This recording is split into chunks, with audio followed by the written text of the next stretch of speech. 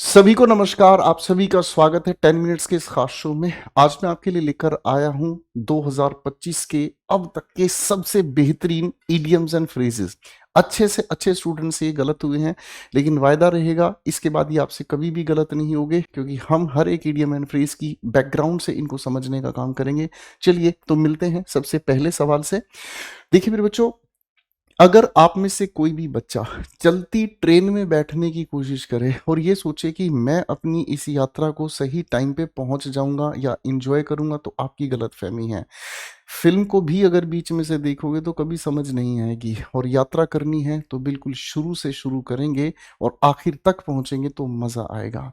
इसी चीज़ को मैं इसलिए कह रहा हूँ, अगर आप में से किसी भी बच्चे की अब तक कोई भी तैयारी नहीं है, कोई भी एग्ज़ाम नहीं दिया है, पहली बार इंग्लिश को सीखना चाहते हैं, तो आप लोगों के लिए एक फाउंडेशन प्रथम बैच मैं शुरू कर रहा हूं, जिसमें मेरी पूरी टीम, मैं कहूंगा जोरदार टीम, जिसने हर बार हजारों सिलेक्शन दिए हैं और अब की बार उस सिलेक्शन लिस्ट में आपका नाम भी आने वाला है। तो ये बैच आप ज्वाइन कर सकते हैं। ये बैच आप लोगों को करियर विल पर मिलता है। इसमें हर एक सब्जेक्ट के अलग अलग एक्सपर्ट्स आप लोगों को मिलेंगे।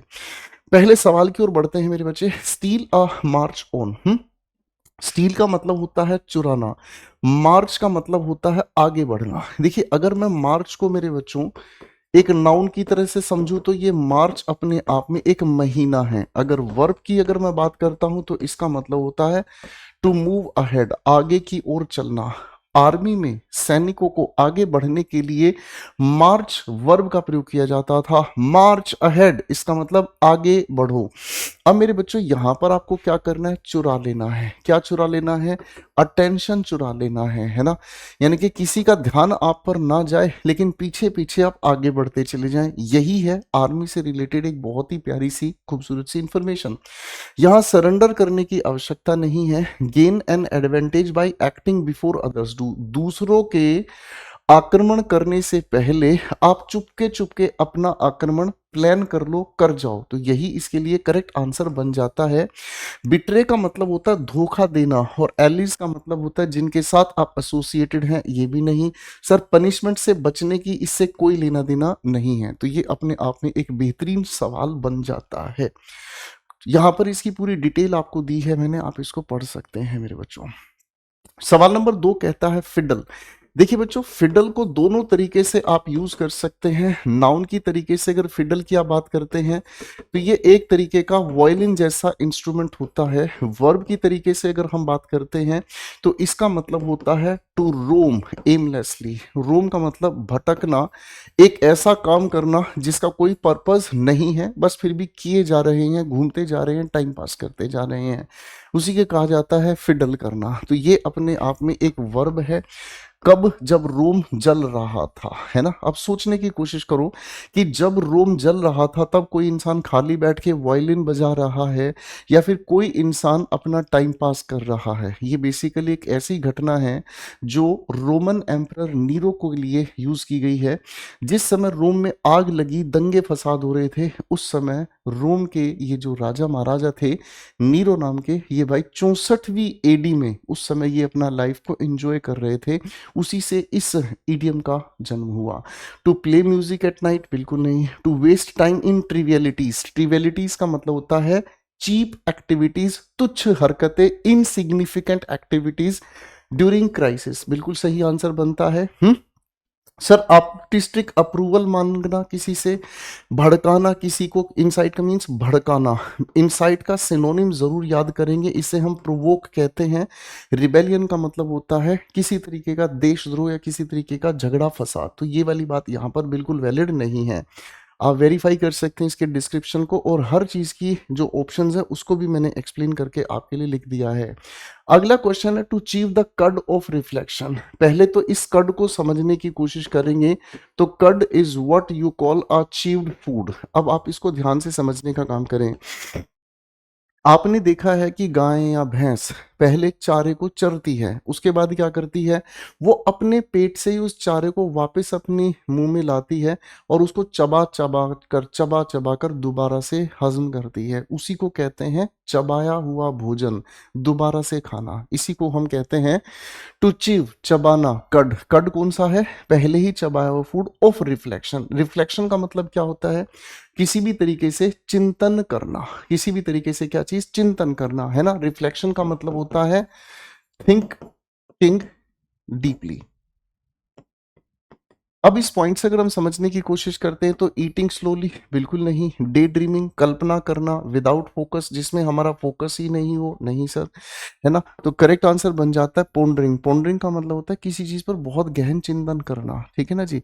मेंटली प्रिपेयरिंग फॉर बैटल, युद्ध के लिए अपने आप को तैयार करना, तो इसका तो कोई भी लेना देना नहीं है। तो ये अपने आप में एक बहुत अच्छा सवाल हमें देखने को मिला। इसके डिस्क्रिप्शन को आप मेरे साथ समझे, मजा आ जाएगा, है ना। ये आधारित है बायोलॉजिकल प्रोसेस पर। कर्ड चीविंग, कर्ड चीविंग का मतलब क्या है, ये पहले से ही चबाया हुआ भोजन है, इसको फिर चबाने का काम करना इन रुमिनेंट एनिमल्स। खास तौर पर कौन से रुमिनेंट एनिमल्स होते हैं, काव है, बुफेलो है, आपने देखा है कैमल, ये भी यही काम करते हैं, जो चबा लेते हैं, निगल लेते हैं। रीगर्गिएट का मतलब होता है उसी को वापस अपने पेट से निकाल लाते हैं। कमाल की बात है यार, है ना। एंड रीच्यू, फिर चबाते हैं। कड का मतलब क्या समझ में आया, कड का मतलब दोबारा चबाना। Their food symbolising the process of repeatedly thinking over something to digest it mentally, यानी कि किसी भी बात को बार बार सोचना ताकि आप मेंटली उस बात से 100% सेटिस्फाई हो सके। बाकी की जानकारी आप लोगों के लिए मेरे बच्चों यहां पर मैंने दे दी है।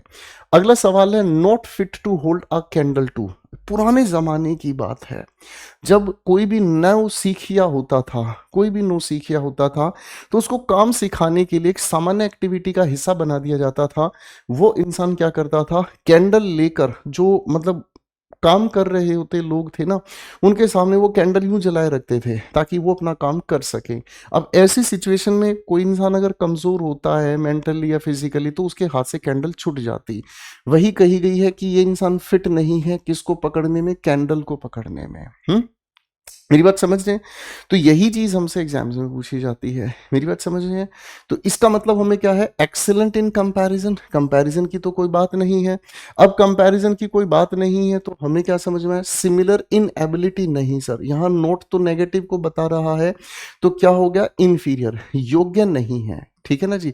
सुपीरियर इन सम एस्पेक्ट्स का मतलब तो होता है कोई अपने आप में पूर्णतः श्रेष्ठ है, ठीक है ना जी। तो ये यहाँ पर इसकी एक्सप्लेनेशन मैंने आपके सामने रख दी है।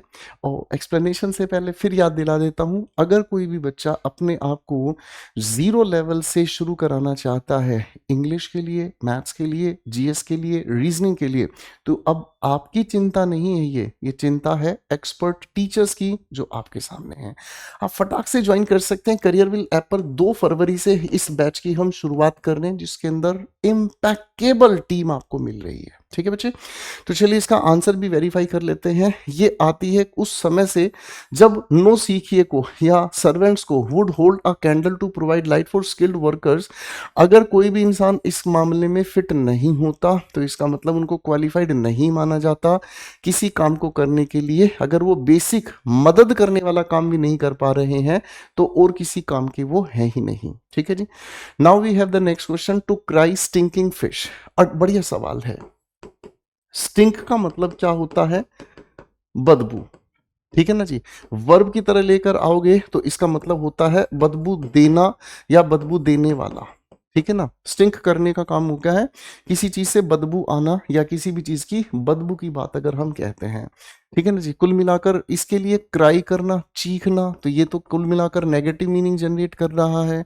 तो इसका मतलब क्या हुआ सर, बोस्टिंग एक्सेसिवली, बहुत ज्यादा बोस्ट करने का मतलब होता है बहुत ज्यादा दिखावा करना, डींगे मारना, अपनी बड़ाई करना। सर ऐसा तो दूर दूर तक सेंस नहीं है। रिडिक्यूल का मतलब होता है किसी का मजाक उड़ाना, और इसी को हम कहते हैं मोकिंग, ठीक है ना जी, ये भी नहीं है। टेकिंग प्राइड साइलेंटली, प्राइड का मतलब क्या होता है, गर्व, किसी भी तरीके का गर्व मिला, चुपचाप आपने उसको निगल लिया, चुपचाप अपने आप के ऊपर अपनी काबिलियत पर गर्व करना, सर वो तो नेगेटिव जा रहा था। तो किसी चीज को वैल्यू कम कर देना, वंस ओन वर्थ और एफर्ट। मेरी बात समझ में आ रही है, हाँ कि नहीं? अब आखिर यही इसका आंसर सही क्यों है, क्या वजह है, आइए देखते हैं। देखिए, देखो इसमें क्या लिखा है बेटा, फ्रॉम द मार्केट इमेजरी, है ना। अगर मार्केट के हिसाब से हम सोचने की कोशिश करें, a fish seller who calls their own fish stinking is ruining their own business. अगर मार्केट में बैठा हुआ मछली बेचने वाला अपनी ही मछलियों के बारे में कहे कि ये बदबू छोड़ रही हैं, ये सड़ी हुई हैं, तो वो अपने ही बिजनेस को रूइन कर रहा है, मीन्स खराब कर रहा है। It came to mean criticising और डिवैल्यूइंग व्हाट इज योर्स। जो आपके पास है आप उसी की वैल्यू अगर नहीं करेंगे तो उसकी वैल्यू खराब हो जाएगी। Making in in unattractive to others, तो दूसरे लोग भी उसकी वैल्यू नहीं समझेंगे। ठीक है जी। Now we have the next question ladies and gentleman, came of age, है ना। केम ऑफ एज का मतलब एग्जैक्टली क्या होता है? सर उम्र हो गई है, अगर मैं इसको हिंदी में कहूं तो उम्र हो जाना। तो उम्र हो जाने का मतलब हमें क्या समझ में आता है? किसी भी चीज का एक्सपीरियंस हो जाना। मेरी बात समझ रहे हैं? किसी भी चीज का एक्सपीरियंस हो जाना, मैच्योर हो जाना। अरे वाह जी वाह, ये तो मैं आपको कह ही दूं, मैच्योर हो जाना, या फिर अगर मैं आपको कहूं तो अडल्ट हो जाना। मैच्योर हो जाना यानी कि अडल्ट हो जाना। रीच्ड अडल्टहुड लीगली और सोशली, ये तो बात अपनी जगह बिल्कुल सही जा रही है। Understood morality for first time, पहली बार नैतिकता समझ आए। सर दूर दूर तक इससे लेना देना नहीं है। अबैंडन्ड का मतलब होता है किसी भी चीज को छोड़ देना, क्विट कर देना, पहले से ही किसी चीज को क्विट कर देना, खासतौर पर बिलीफ को। इनहेरिटेड प्रॉपर्टी यानी कि जो हमें वंशज होने के नाते मिला है, हमारे दादाजी ने पापा को दी सारी प्रॉपर्टी, पापा ने हमारे नाम कर दी, ऐसा भी कुछ नहीं है। तो करेक्ट आंसर आपके सामने ए बनता है। Here we have the explanation। ठीक है जी। अगला सवाल आता है, होइस्ट विद वंस ओन पर्टर्ड। पर्टर्ड का मतलब क्या होता है? एक तरीके का बूम होता है। पेटर्ड अपने आप में एक तरीके का बूम होता है, ग्रेनेड की तरीके से ही होता है। और भाई साहब इसमें इस तरीके की एक छोटी सी इसकी वो होती है बत्ती, समझ रहे हैं? अब ये देसी जुगाड़ तरीके का बम होता है। अब इसका ये भरोसा नहीं है, सुतली बम है, देसी जुगाड़ है, इसका भरोसा नहीं है कि इसको जलाने के साथ साथ ये एकदम से फट जाए, या फिर ऐसा भी हो सकता है कि ये फेंकने के बाद भी ना फटे, तो भरोसा नहीं है। अब इस होइस्ट का मतलब क्या होता है? होइस्ट का मतलब होता है लहराना। होइस्ट का मतलब क्या होता है? लहराना, हाथ में यूं, जैसे मान लीजिए कोई दुश्मन है, अब वो लड़ रहा है हमारे सामने, उसने सफेद झंडा लेकर यूं हमारे सामने होइस्ट कर दिया, तो इसका मतलब क्या हुआ? लेफ्ट और राइट ऐसे हिलाया, इसका मतलब क्या है? वो सरेंडर कर रहा है। क्या आप मेरी बात समझ रहे हैं? ठीक है जी। क्या आप मेरी बात समझ रहे हैं? तो होइस्ट का मतलब क्या होता है? इस तरीके से लहरा देना। अब कोई इंसान अगर बम को लहरा रहा है, वो भी उसके खुद का, तो इसका मतलब वो जान जोखिम में डाल रहा है। इसका मतलब वो जान जोखिम में डाल रहा है ना। तो क्या हुआ? ही हैज बेनिफिटेड, बेनिफिट नहीं है sir. He has reason through deceit, धोखा देकर उठ गया है, नहीं, उसने फायदा उठाया। अनअर्निड प्रेज, है ना, जिस प्रशंसा को काबिल नहीं था उसको उसने पा लिया, नहीं सर, वो तो तबाही मचाने का काम कर रहा है जो ये ऊपर है। हिज ओन ट्रैप, अपने ही ट्रैप में खुद ही तबाही फैला देगा। ठीक है ना जी। क्लिप्टोक्रेसी का मतलब क्या होता है? क्लेप्ट का मतलब होता है स्टील करना, चुराना। ठीक है जी। तो ये अपने आप में बिल्कुल सही है। ठीक है जी। तो ये बेसिकली शेक्सपियर के हैमलेट से ली गया एक हमारे सामने इडियम है। मैंने आपके लिए बहुत मेहनत की है दोस्तों। उम्मीद करता हूँ आप इस सेशन को हर किसी बच्चे तक पहुंचाएंगे। और वोकैबुलरीज को बहुत ही अच्छे से पढ़ने के लिए एक प्यारी सी बुक का आपको सजेशन देता हूँ, द वोकैब विट्स।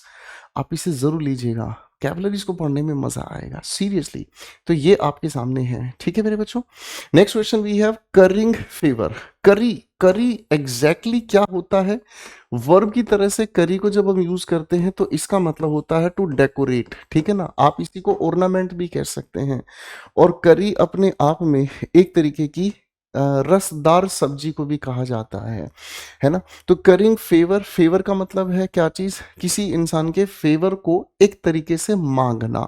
फेवर को मांगना है, मांगने को हम सीख कहते हैं, सीख कहते हैं, अवॉइड करना नहीं, आस्क फॉर भी हम कहते हैं। सर माफी का कोई लेना देना नहीं है, ठीक है ना जी। अब इमोशनल वैलिडेशन का मतलब क्या हुआ, किसी इंसान से इमोशनल सपोर्ट मांगना, नहीं भाई। अप्रूवल मांगना, वो भी किससे, फ्लैटरी से। फ्लैटरी का मतलब हिंदी में होता है चापलूसी। अगर आपको इसका इंग्लिश का एक अच्छा सा सिनोनिम पता चल जाए तो कमेंट्स में जरूर बताइएगा, बहुत प्यारा शब्द है। तो यही इसके लिए करेक्ट आंसर बनता है, ठीक है जी। अब एक बार वेरीफाई कर लेते हैं बेटा। Here we have the answer. Background इसकी आपके सामने ये है।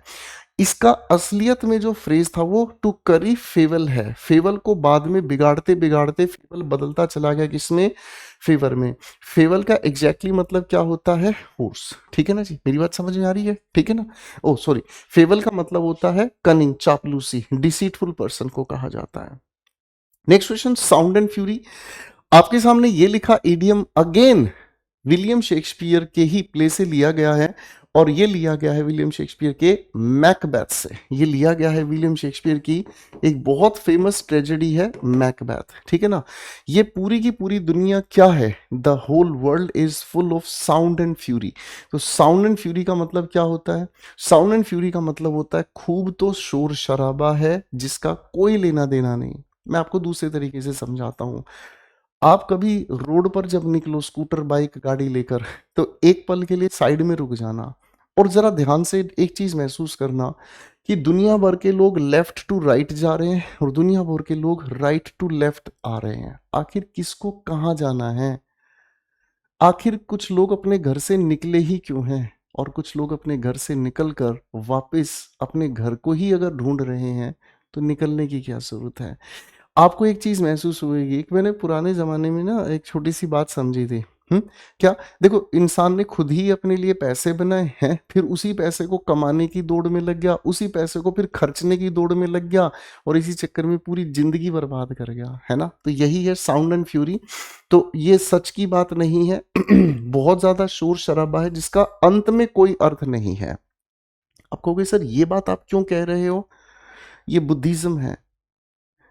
एक इंसान पूरी दुनिया में ट्रैवल कर लेता है लेकिन कभी भी वो इतनी फुर्सत नहीं निकालता कि वो अपने अंतर मन में झांक कर देख सके। आपके पास जब भी फुर्सत मिले अपने आप से बात करना, आपको बहुत कुछ मिलेगा समझने के लिए, है ना। ये बेसिकली कन्फेशन नहीं है। कन्फेशन का मतलब किसी चीज को स्वीकारना, कोई गलती को। लाउड एक्शंस विद एंडोरिंग इम्पैक्ट, है ना। ऐसे इम्पैक्ट, ऐसे प्रभाव जो बहुत ज्यादा लाउड हैं, ऐसा कुछ नहीं है। तो ये बहुत अच्छा है मेरे भाई, बहुत प्यारा। इसको आप जरूर पढ़कर देखिएगा, ठीक है बच्चे। अगला क्वेश्चन है ईट क्राउ। देखो ये क्राउ अपने आप में एक बर्ड है, इसको खाना, है ना। आपको याद आएगा ना, 5 रुपए में कौवा बिरयानी खिला दी, है ना। अब कौवे को कोई खाता ही नहीं है हकीकत में, कौवा बिरयानी कोई खाता ही नहीं है। लोग चिकन खाते हैं, लोग डक खाते हैं, दुनिया भर की बर्ड्स खा लेते हैं लोग, लेकिन इसको कोई नहीं खाता। अब इसको अगर कोई नहीं खाता तो इसका मतलब एग्जैक्टली क्या होता है भाई, इसका एग्जैक्टली मतलब हमें समझ में आता है क्या चीज, कुछ गड़बड़ है ना। लग्जूरियस फूड तो ये नहीं है। लेविश और लग्जूरियस एक ही होता है, नहीं भाई। फिजिकल पनिशमेंट तो नहीं है। तो क्या कहेंगे सर हम इसमें, हम यही कहेंगे कि एक इंसान से कोई गलती हुई है ना।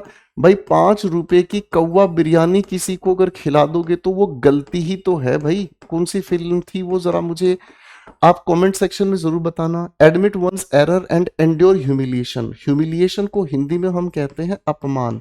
अपमान को क्या करना, झेलना, बर्दाश्त करना। तो एंड्योर के लिए वर्ब हम लिख सकते हैं बियर, करेक्ट है। तो यहां पर मैं आपको दे देता हूं इसकी एक्सप्लेनेशन, ठीक है ना। ये एक अमेरिकन स्लैंग है। क्राउ इज कंसीडर्ड एन अनएपिटाइजिंग, है ना। ये एक ऐसा पक्षी माना जाता है जो कभी जिसका पेट नहीं भरता, और ये बड़ा मतलब अनप्लीजेंट होता है, इसको देखना भी बुरा लगता है, काला होता है ना भाई, है ना। अब इसको कोई अगर खाने की कोशिश करे तो इसका मतलब उसने बहुत गंदा काम किया और साथ साथ अपमानित होने की वजह से दुनिया के बीच में अपमान भी झेलना पड़ा। तो यहाँ पर आपके सामने पूरा डिस्क्रिप्शन दिया गया है, ठीक है मेरे बच्चों। तो मुझे लगता है आज की चर्चा को हम यहीं तक रखते हैं। एंजॉय किया सेशन, शेयर भी कीजिएगा, अपनी फीडबैक भी मुझे कमेंट्स में दीजिएगा। इसके अलावा और किस चीज़ की आपको रिक्वायरमेंट है ज़रूर मेंशन कीजिएगा। बाकी आप सभी के लिए बिल्कुल बेसिक लेवल से एडवांस लेवल तक की ये क्लासेस 2 फरवरी से हम शुरू कर रहे हैं। कनेक्ट होना ना भूलें।